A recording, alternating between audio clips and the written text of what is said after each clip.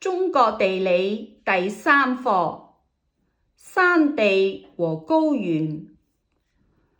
中國是一個多山的國家，山地和高原佔全國面積的2/3，地勢西高東低，像階梯一樣。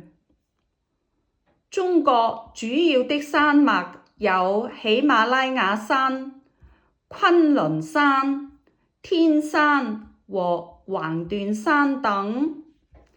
喜馬拉雅山脈是世界上最高的山脈，主峰珠穆朗瑪峰海拔8844.43米，是世界第一高峰。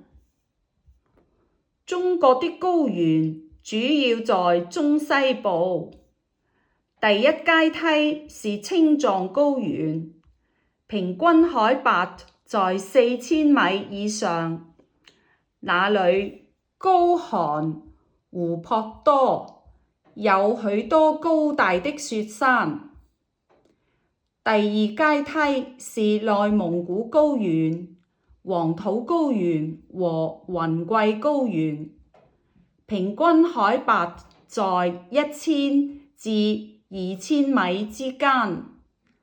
內蒙古高原的許多地方是水草肥美的草原，那兒牛羊成群，馬兒奔跑，雲雀歌唱。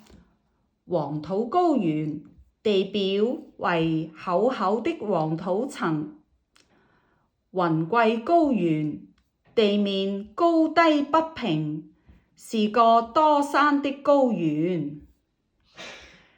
第三階梯在中國的東部，海拔多在500米以下，這裡是平原地區。